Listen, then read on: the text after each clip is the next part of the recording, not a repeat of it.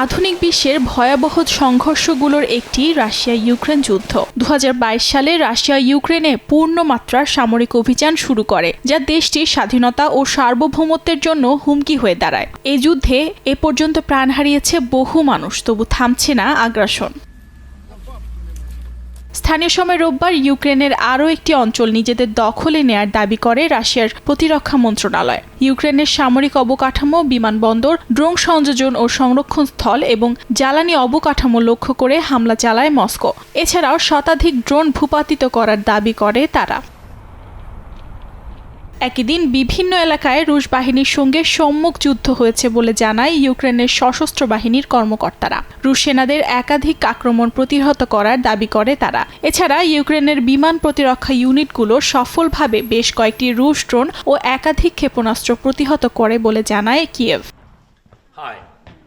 এদিকে রাশিয়ার আগ্রাসন বন্ধে আলোচনা থেকে ইউক্রেনকে বাদ দেওয়া হলে তা বিশ্বের স্বৈরশাসকদের কাছে অত্যন্ত বিপজ্জনক বার্তা পাঠাবে বলে মন্তব্য করেছেন ইউক্রেনের প্রেসিডেন্ট ভলোদিমির জেলেনস্কি। তিনি আরও বলেন, এই আলোচনা রাশিয়ার প্রেসিডেন্ট ভ্লাদিমির পুতিনকে এমন বার্তা দেবে যে তিনি সঠিক ছিলেন। গেল শুক্রবার মার্কিন প্রেসিডেন্ট ডোনাল্ড ট্রাম্পের এক বক্তব্যে যুক্তরাষ্ট্র ও রাশিয়ার মধ্যকার দ্বিপক্ষীয় আলোচনার কথা উল্লেখ করায় এমন মন্তব্য করেন জেলেনস্কি। এছাড়াও ট্রাম্পের সঙ্গে আলোচনায় বসার ইচ্ছা প্রকাশ করেন তিনি।